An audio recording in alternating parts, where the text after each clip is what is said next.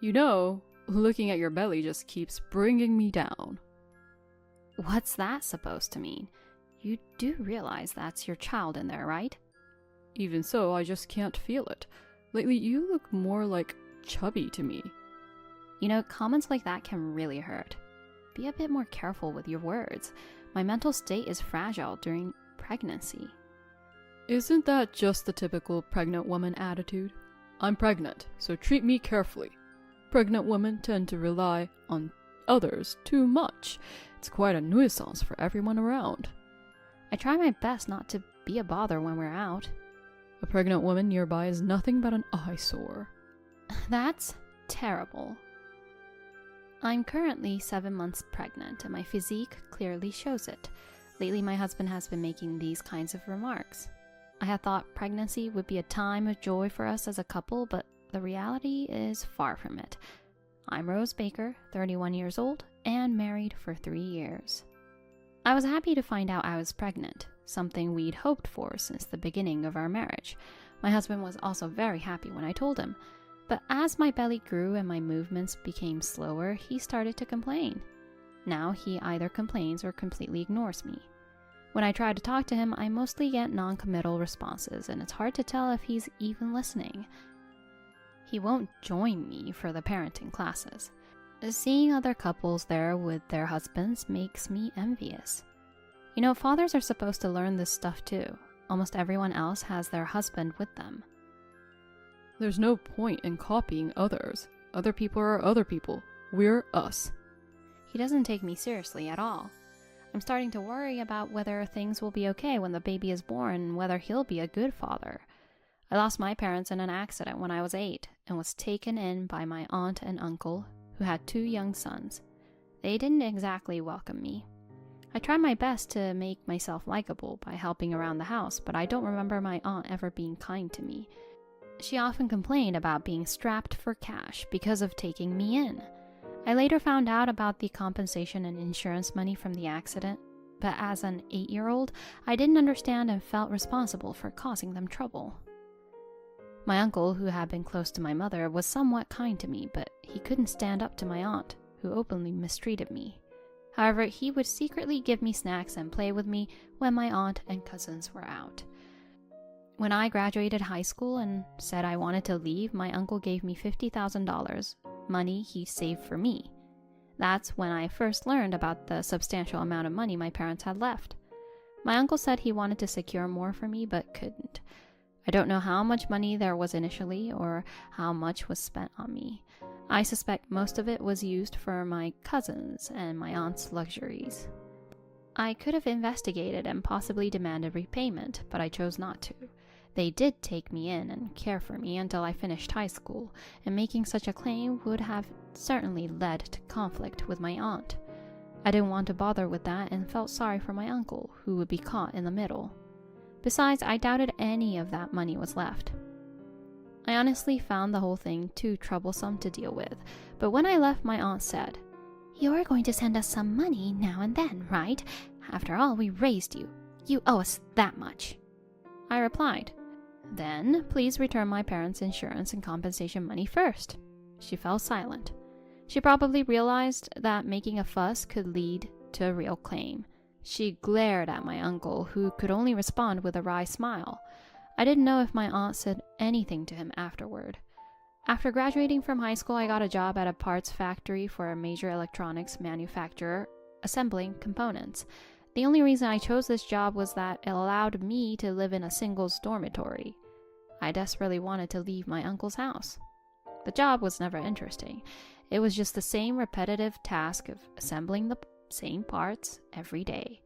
Still, the thought of not having to hear my aunt's complaints once back in the dormitory and the peace of being alone brought me some relief. While living with my uncle, I had to ask my aunt for permission to buy anything I needed for school.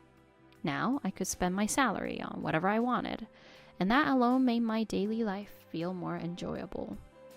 I met my future husband, Tim, at my factory. He worked for a major component manufacturer that did business with my factory and sometimes visited for deliveries and sales. After meeting a few times, my husband asked me out, and we got married after a year of dating. I was quite nervous when I went to my husband's parents' house for the first time to announce our marriage. I worried whether his parents would accept me, as I had no relatives of my own. But my worries were unfounded. His parents were incredibly kind and caring towards me, a girl without parents. I felt grateful to be marrying my husband, and felt like I finally had a family. When I became pregnant, my husband and his parents were overjoyed at the thought of the family growing. However, after 6 months into her pregnancy, my husband started to treat me coldly. Still, the idea of divorce never crossed my mind.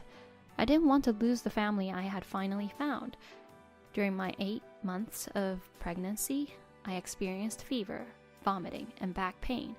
The hospital diagnosed me with threatened premature labor with pain and contractions similar to labor, and an opening cervix. I was told to rest completely and that I might need to stay in the hospital until delivery. When I contacted my husband, he said he was busy at work and would call me back later, then hung up quickly. Anxious, I called my in-laws, and my mother-in-law rushed to my side. I'm sorry for the trouble. What are you saying? We're family. Family? Isn't that right? Yes. I felt a warmth in my chest. Then my father-in-law arrived, his arms full of items. I wasn't sure what you'd need. Inside were ladies' pajamas, slippers for the hospital, canned food, fruits, sweets, and oddly baby clothes. Honey, the baby isn't due for a while. I thought it might be reassuring to have them. And what's all this? This isn't a field trip. Why so many snacks? My father-in-law, blushing slightly, said, It's good to have something if you get a little hungry, but I couldn't buy the underwear, so I'm hoping you can help with that. Seeing this, my mother-in-law laughed, and I unconsciously shed a tear. What's wrong? Are you in pain? Feeling unwell? I'll call the doctor right away. I stopped him as he turned to leave. No, it's not that. I'm just so happy. I've never been treated so kindly before. Rose, you are our daughter. It's only natural. My mother-in-law visited me almost every day after that. My husband never came, but to avoid worrying my in-laws, I pretended that he visited after work. I wanted to be honest with them, but I also feared losing my connection with these kind people if I revealed that my marriage with my husband wasn't going well. The thought of not being with them anymore filled me with anxiety. My desire to stay with these warm people grew stronger. I ended up staying in the hospital until the birth of my child, but thankfully, the baby was born healthy. It was a 105-pound healthy baby boy, and I was moved to tears. My mother-in-law held my hand throughout the delivery, and my father-in-law waited in the hallway, taking time off work. But my husband never showed up. Even my in-laws found it strange that my husband did not come to the hospital during the birth and confronted him about it. My husband reportedly said he couldn't get out of a sudden business trip. I had almost given up on my husband coming, partly resigning myself to the likelihood. I had told him the due date, but didn't press him on whether he would actually show up, fearing he might say he wasn't interested or didn't feel like coming. On the day of my discharge from the hospital, it was my in-laws who came to pick me up. By then, they seemed to have realized that my husband wasn't very interested in my pregnancy or the birth, occasionally looking at me with worried expressions. The night I returned home, my husband came back late, apparently having had a few drinks. He seemed surprised to see me. What? You're here? I told you, I was being discharged today. Really? I forgot. I've been so busy. Forgot? Your own child was born. Your child came home for the first time today. What? So the baby is here too? Of course. Oh, give me a break.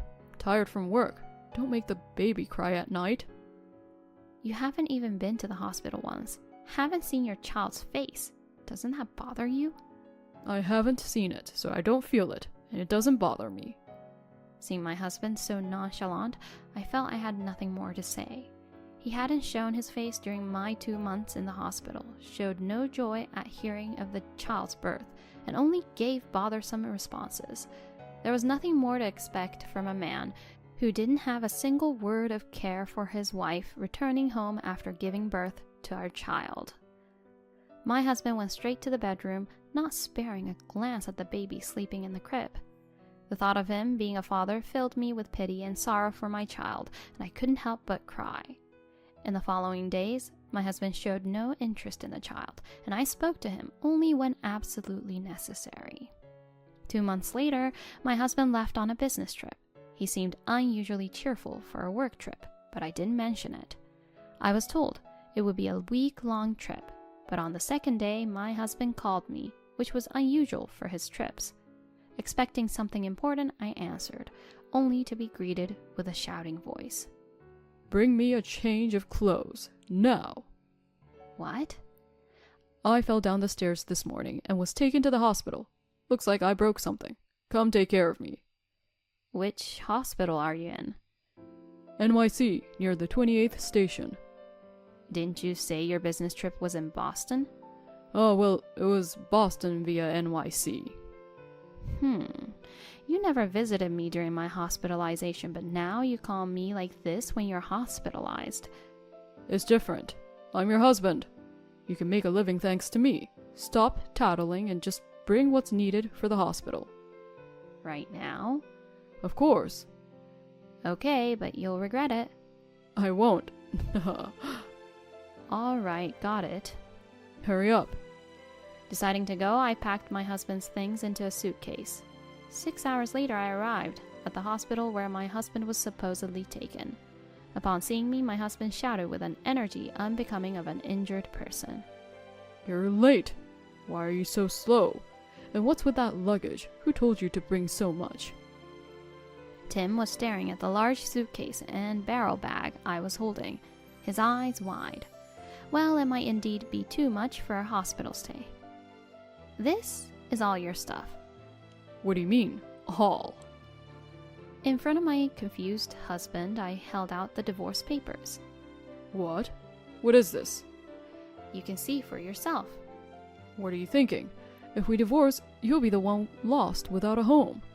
It's you who won't have a home to return to. What? Don't joke around.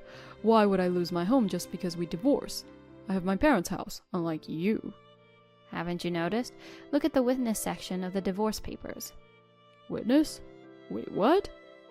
My husband's expression changed as he looked at the papers again. He probably never imagined that I, with no relatives, would leave him. Now I thought that maybe he married me because I had no bothersome family ties and it was convenient. Dad? And Mom? They were the ones who suggested the divorce. What? I called out to my father-in-law in the hallway and he appeared. When my husband was supposedly hospitalized with an injury, my father-in-law offered to drive me there. My mother-in-law was at home, looking after the baby. You really are something. I still held a faint hope that my husband would change once he saw our child, but I despaired as days passed and he didn't even try to see or call the baby by name. I thought I couldn't stay with such a person any longer, and a father like him was worse for the child. So I went to tell my in-laws about my decision to divorce. But before I could speak, they said, You should divorce our son. They had already figured out that my husband hadn't visited the hospital. They had confronted him, but he only evaded their questions. Sensing he was hiding something, they hired a detective to investigate him. It's shameful to have to investigate our own son. We knew he wouldn't confess unless we had solid evidence. We're truly sorry, Rose. They were both teary-eyed. The investigation revealed my husband was having an affair. I had suspected it, but pretended not to notice, hoping for the sake of our unborn child. The other woman was a junior colleague of my husband's who was engaged. This trip wasn't for business. It was an affair trip. My husband, not expecting his father to come, was utterly surprised. Why is Dad here? You neglected your wife, who was struggling to give birth to your child, to have an affair. You're a disgrace as a husband and a father. I'm your son. You should side with me over your daughter-in-law. I've had enough of you. This is the last time we meet. We're disowning you. Huh? I'm leaving that house. I've already completed the moving out procedures. What? Why are you doing things on your own? The house was rented under my husband's name. but when I contacted the real estate agency, they told me, as his wife, you can complete the moving out procedures. Since my father-in-law was the co-signer, I didn't want to inconvenience him if the rent fell behind, so I decided to settle everything while still married. So, this is all your stuff. As I said this and presented the belongings, my husband looked even more astonished. Don't joke around. Everything in that house is mine. It can't just be this. Oh dear, have you forgotten? Forgotten what? When we got married, we bought all new furniture and appliances for our home. However, I purchased them with $50,000 I received when I left my uncle's house. But I've been using them too, so they're marital property, right? No, they're not. I bought them with my money before we got married. That's... Oh, there's actually one more guest. Another guest?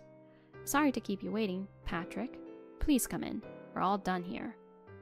Patrick? You mean... Hello, sir. I thought you were on paid leave, but you told your wife you were on a business trip, right? What kind of business is an NYC? Especially with my fiancé. Well, this is... You're misunderstanding something. No point in denying now. I just confronted her, and she confessed everything. Patrick was Tim's junior at work, and also the fiancé of Tim's affair partner. His father was an executive at their company. The fiancé probably thought it was just a fling before marriage, but now their engagement was off. I had just reported the affair to Patrick today. While we were discussing this at our house, I received a call from my husband asking me to come to the hospital. It seems his mistress had told Patrick that she was going on a trip with a female friend.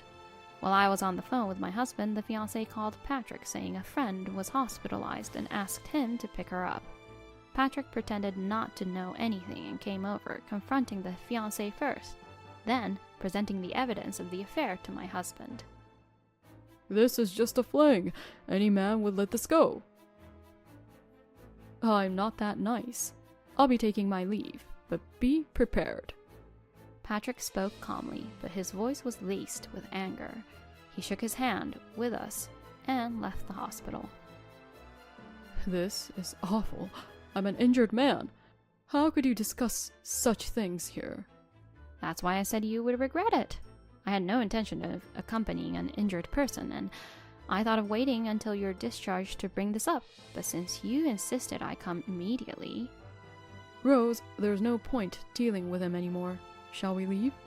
Yes, I've said pretty much all I wanted to.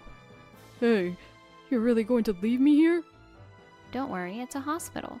The nurses will take good care of you. Oh, and since you'll be hospitalized for a while, I'll send the bills for child support here. What? Oh, I forgot to tell you. I sold the family home and moved. What? I have no intention of telling you where I'm living now. You'll have to live on your own from here on. Such a thing? Tim trembled, realizing he truly had no place to go back to. I'll live happily with my daughter and grandson from now on. Daughter? Rose is just your daughter-in-law. We've adopted her. She's legally our daughter now. My husband was left speechless and in a daze.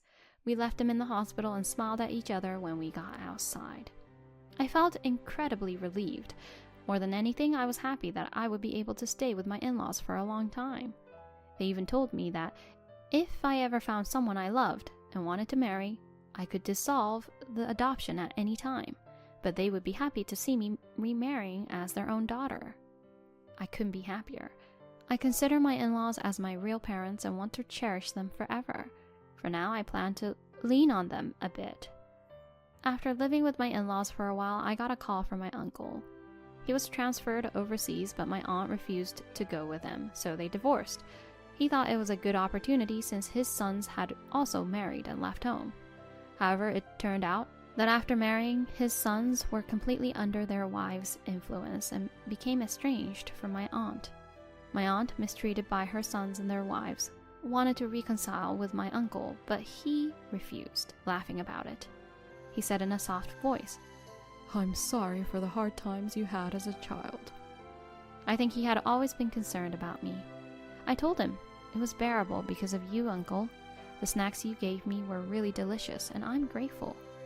Hearing this, my uncle cried on the phone. When I thanked him for calling, he said, Be happy. I felt a bit lighter after that conversation. And so the divorce with my husband was finalized. During his hospitalization, no one visited him. After being discharged, he was demoted and transferred to a small regional office with a significant pay cut. He called me, asking to reduce the child support payments, but of course I refused. At his company, rumors spread about his affair with a subordinate's fiancée, and he was looked down upon by everyone. He was in a desperate situation with minimal interaction from his colleagues, and unable to quit due to his obligations, crying over the phone. But I felt no pity for him. I told him never to contact me again. Now my life is all about my son and living happily with my in-laws, now parents. We're focused on raising my son together and maintaining a close-knit family tie.